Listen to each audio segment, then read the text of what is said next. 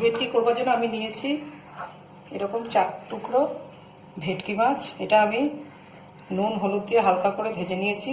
তার আগে আমি আধখানা পাতিলেবুর রস দিয়ে ম্যারিনেট করে রেখেছিলাম। কাঁচা লঙ্কা কুচি 2খানা,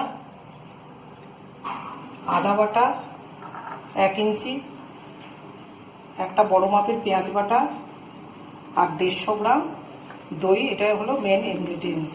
আর মশলা নিয়েছি হলুদের গুঁড়ো, জিরের গুঁড়ো, ধনে গুঁড়ো, শুকনো লঙ্কার গুঁড়ো আর ফোড়ন দেওয়ার জন্য গোটা গরম মশলা, দারচিনি, লবঙ্গ আর এলাচ 3খানা এলাচ নিয়েছি। আর এটা আমি করবো সর্ষের তেলে। আর পরিমাণ মতো নুন আর চিনি নিয়েছি। প্যানটা আমি আগেই গরম করে রেখেছি। এবার আমি এখানে সর্ষের তেল দিয়ে দেবো।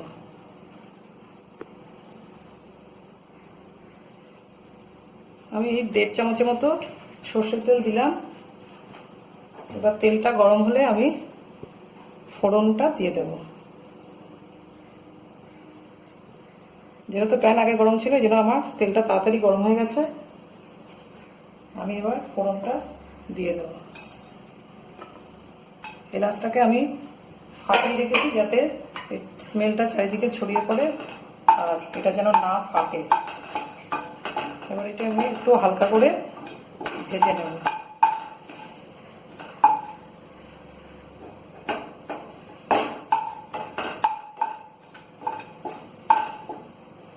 ভাজা হয়ে গেছে। প্রথমেই আমি দেব এই পেঁয়াজ বাটাটা।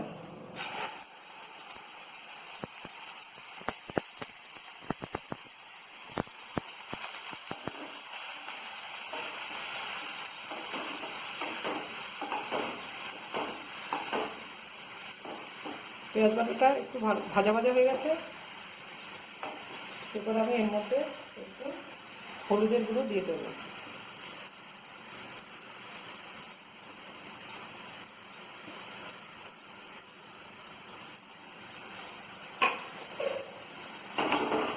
হলুদের গুঁড়োটা মিশিয়ে প্রথমে আমি দেব আদা বাটাটা।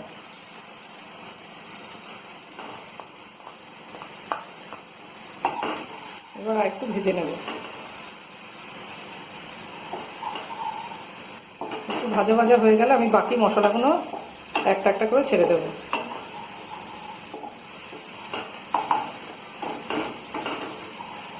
এটা একটা ভাজার গন্ধ বেরিয়েছে। এবার তার মানে ভাজাটা হয়ে গেছে। এবার আমি বাকি মশলাটা দেব। প্রথমে আমি জিরের গুঁড়োটা দিয়ে দেব।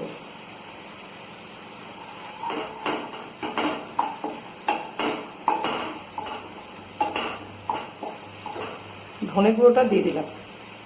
একটু শুকিয়ে শুকিয়ে আসছে বলে আমি অল্প, যাতে মশলাটা লেগে না যায়, অল্প অল্প জল দিয়ে দেবো। আমি অল্প একটু জল দেব।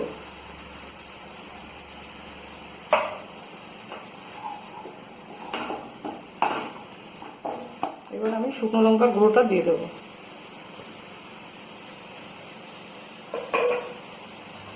খুব সাধারণ অল্প একটু আমি চিনি দেবো, খুবই অল্প, এই এতটা পরিমাণে। চায়ের চামচেরও 1 চামচের 1/2 চামচেরও একটু কম।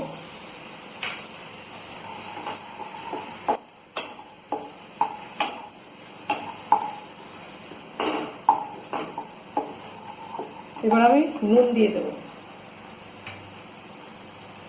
পরিমাণ মতো আমি নুন দিয়ে দিলাম।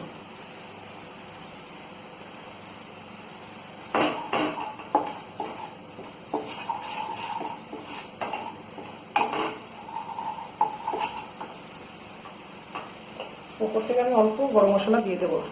আমি পরে আর কোনো গরম মশলা দেবো না।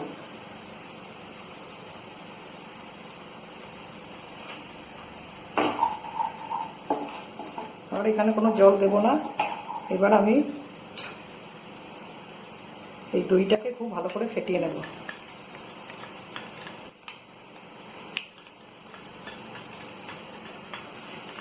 এই দইটাকে খুব ভালো করে ফেটিয়ে নিতে হবে।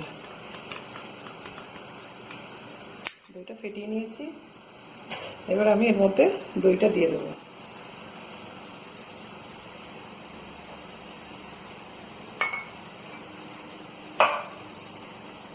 বাকি বাটির দইটা আমি এর মধ্যে ঢেলে দিলাম।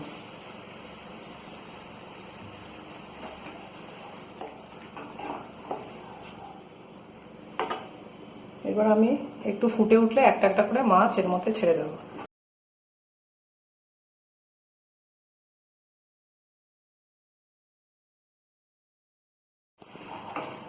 এটা ফুটে উঠেছে, এবার আমি অল্প জল দিয়ে দেব, সাধারণ একটু জল দেব।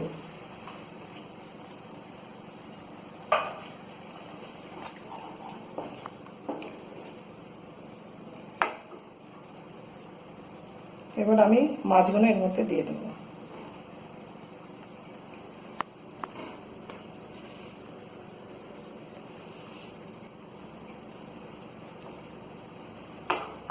এবার আমি উপর থেকে এই কুচনো কাঁচা লঙ্কাটা দিয়ে দেব। এটা আপনাদের ইচ্ছে, অনেকে ঝাল কম খায় তারা নাও দিতে পারেন, তবে কাঁচা লঙ্কা দেওয়া উচিত এই জন্য যেখানে এটা একটা আলাদা কাঁচা লঙ্কার স্মেল আছে যেটা এই মাছটাকে আরও টেস্টি করে দেবে। এবার আমি এটা একটু ঢেকে দেবো, যেহেতু মাছটা ভাজা খুব ভেটকি মাছ নরম, সেজন্য এটা বেশিক্ষণ সময় লাগবে না, কিছুক্ষণের মধ্যে এটা হয়ে যাবে। আমি ঢেকে দিলাম। মাছটা আমার হয়ে গেছে। হ্যাঁ, এবার আমি এটা গ্যাসটা অফ করে দিয়ে এটা নামিয়ে নেব।